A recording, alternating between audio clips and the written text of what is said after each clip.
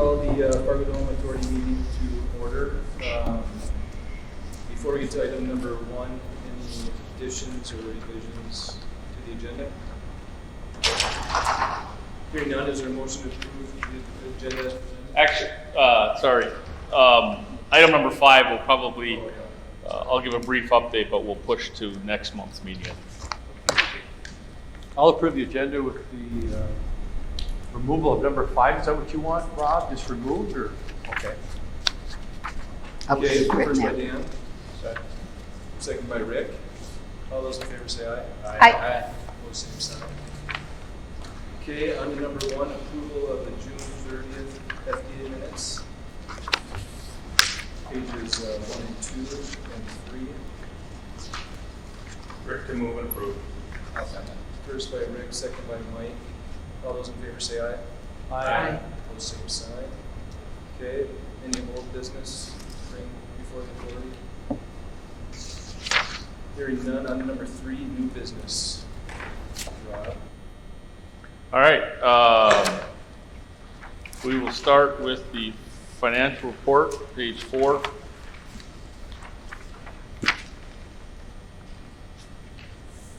If you can't figure out which side is the month to date and which is the year to date, well, good.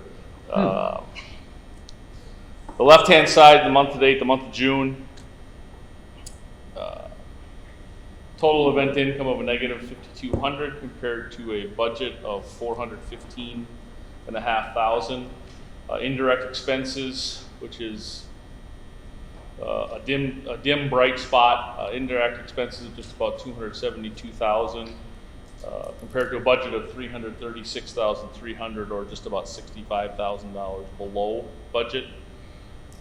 So we had a net deficit for the month of June of $150,700 compared to a budgeted surplus of $222,000, or about $373,000 below the budget.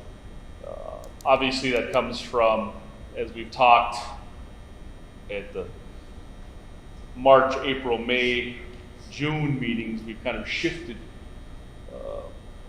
scheduled events, big events that had either postponed or were on there, but now we're into the June time period, which was Happy Harry's Rib Fest, which was canceled and not coming back.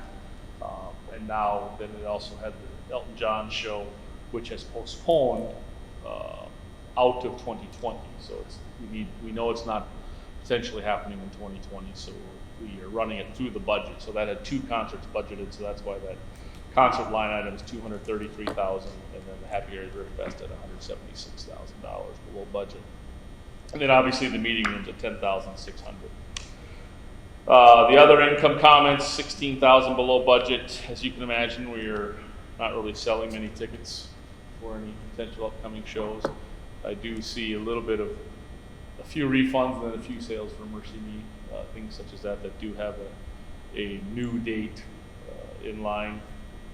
And on the expense side, everybody continues to work hard here, particularly on the ops side, to keep expenses as low as possible, but also on the labor. Full-time labor, obviously there is the one full-time position that we had budgeted that is on hold based on the current situation, and very, very few part-time hours. But we do, all of our full-time staff is picking up some of those different duties and doing different things and getting the job done. And then on the operations side, continuing to use as little utilities as possible through lighting and cooling and electricity. We'll start to see a little bit of an uptick with that in July, just with football coming back more, July, August. So it'll be interesting to see what those ones are, and anxiously awaiting more decisions on that. Year to date then, glad we didn't print this one in color, otherwise there'd be a lot of red.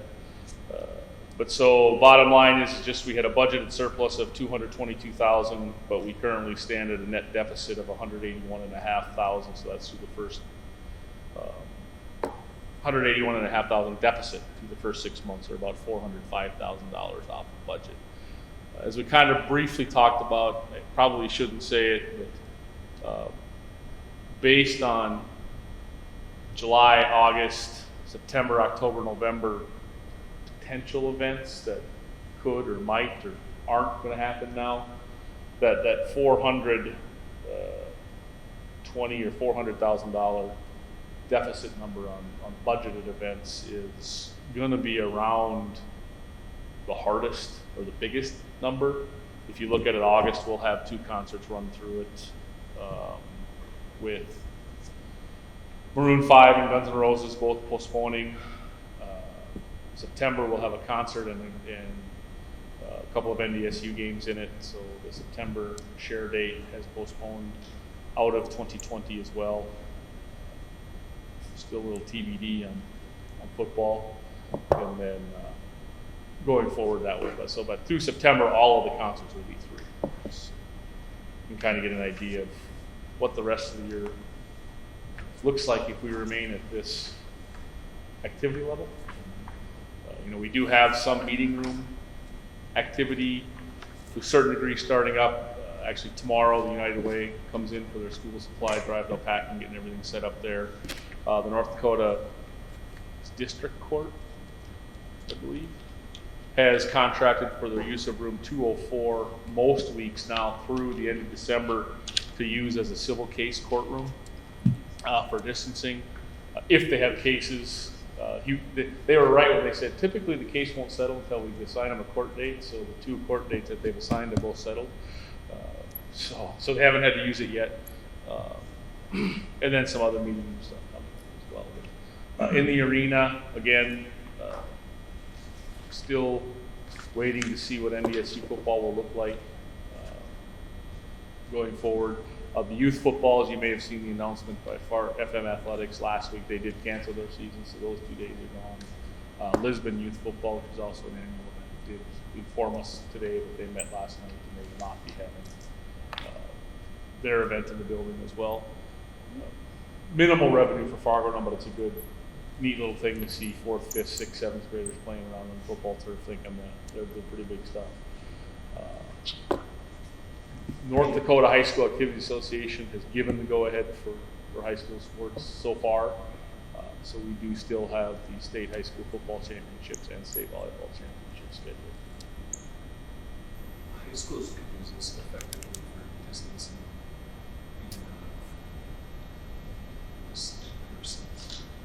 For certain sports, absolutely. But it seems like high school sports in Fargo right now can distance just fine in their own stadiums. But yeah, it could very well be available. When's the first schedule for the advisor? As of today, October 2nd.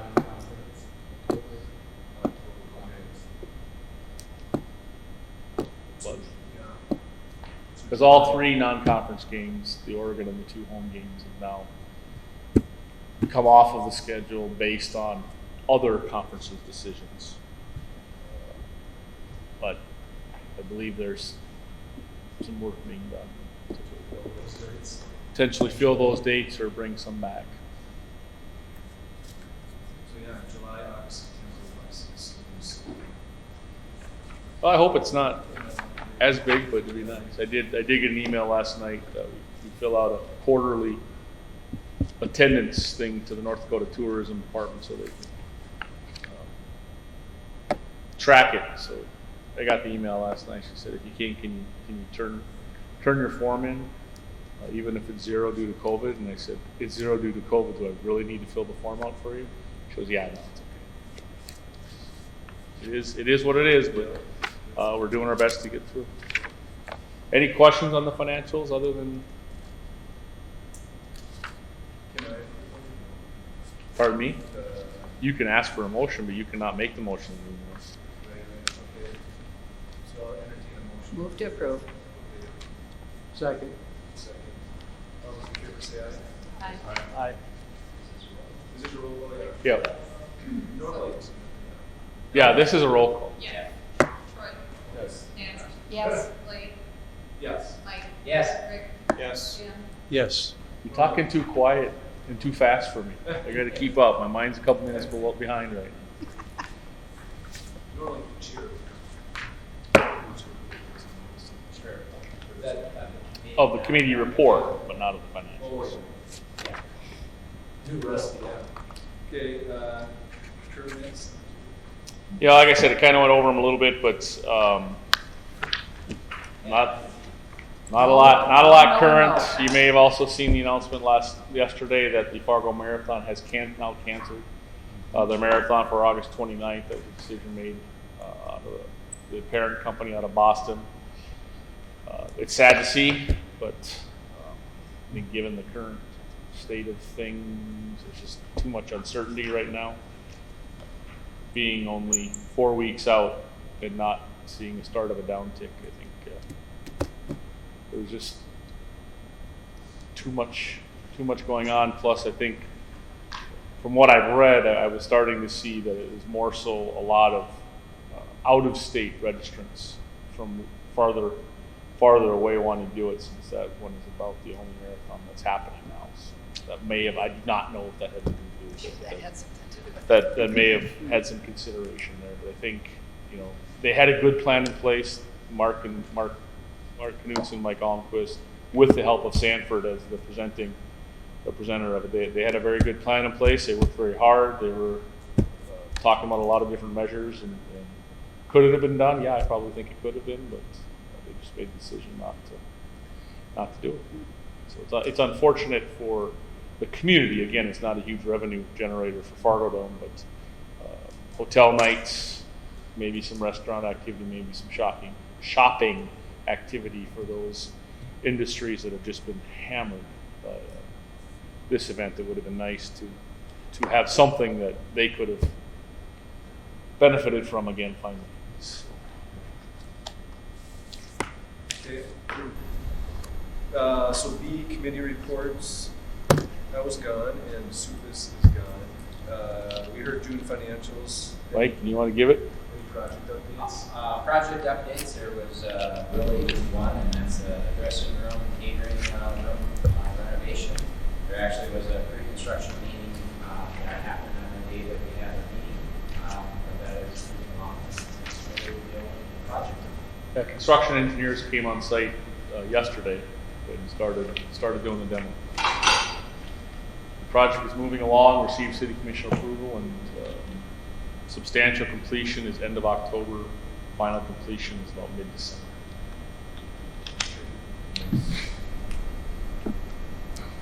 So that's it with 3, A and B. On to number 4. So You'll need a motion to accept the report. Okay.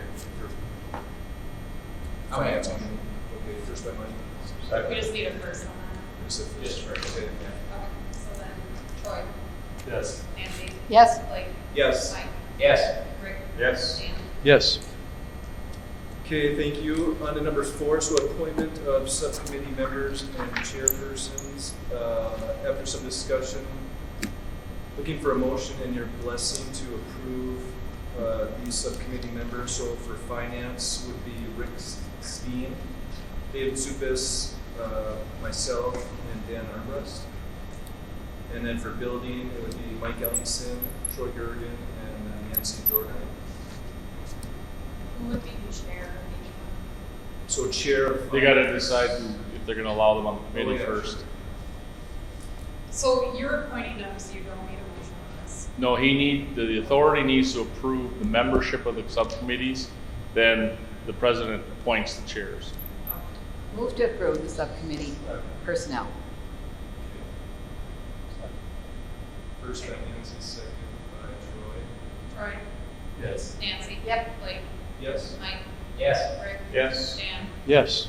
I made sure I read the bylaws 5 minutes ago. I read last year's minutes. Now you can appoint the chairs. So as far as appointing chairpersons for finance will be Rick, and for building will be Mike. And is that for that? That is that for that. Okay. Number 5, we'll move to August. Any additional items or anything you need from us, Rob? Any questions you have for me? Everyone's I don't have an update for NDSU football. I don't think it's fair to ask Troy or Mike either, because I'm pretty sure they might be in the same spot as I. We want to get it done sooner than later, but I know they're scheduled to start fall camp next Friday, August 7th. The NCAA has pushed any decisions on with respect to football. Troy might be able to correct me on this. With respect to football, though, with the NCAA, it's more so they're looking at their decisions on any fall championships, fall sport championships, which would be the division or FCS and then Division 2 and 3 championships. They really don't have a lot of say on the football seasons themselves. I believe there's an oversight committee on that, but that's kind of also handled by conferences and different things such as that. So they pushed that. The Missouri Valley also yesterday made the announcement that they're having patience and delaying as long as possible. I do think you're going to see it the next 7 to 10 days what's going to happen there. There are some meetings, discussions with NDSU, City of Fargo, just playing the what-if scenario. We're still having our internal fight of what hand sanitizer to use and how many to have them. Do we want the liquid? Do we want the cream? Do we want the foam? Do we want the smelly stuff? So those are all fun decisions. We did receive 20,000 disposable masks today, so we'll have that in place for our staff as we discussed, and then decide how much we'll do that. So there's a lot of things happening, but it seems that it's just a hamster wheel that just keeps turning, and Groundhog Day, and it's the same thing over and over as we read another article, and it changes my mind, and I ask a question, and then 4 other people look at me and say, just go on vacation for the next 4 weeks, we'll take care of it, and we'll tell you what happened when we come back. Do we qualify for any of the state grants for the? Well, the Commerce Department that grant that the application starts July 31st, we inquired on, Susan inquired on, had some good contacts there. We were initially denied because we were owned and operated and employees of the city of Fargo. However, she explained and played our case that we are actually an enterprise fund. We don't receive funding out of the general fund. Their initial answer was no, but I believe either yesterday or today they must have reconsidered as we got notice that we do meet the spirit of the grant. So there could be a chance for us to recover some costs. I believe it's like about a $50,000 max as far as what an individual entity can get. But with and it's public related, since we're public facing, and it has to be the public facing stuff. So we can't, like, masks for our full-time staff wouldn't work, but I believe masks for our employees as PPE would work if we're providing to the citizens. The plexiglass that will be going up in the concession stands, different things such as that, and could apply potentially for some of the food and beverage costs, since that point of sale system will be in that 220,000 plus range. Some of that could be applied to that as well. I believe there's a 45-day limit that has to be spent. You could either have spent it prior to March or be after March 17th or within 45 days of receipt. And depending upon what's there, there may also be a potential for some other dollars, but nothing really solid at this point. Other questions? Anything else? Thanks for coming. We're adjourned.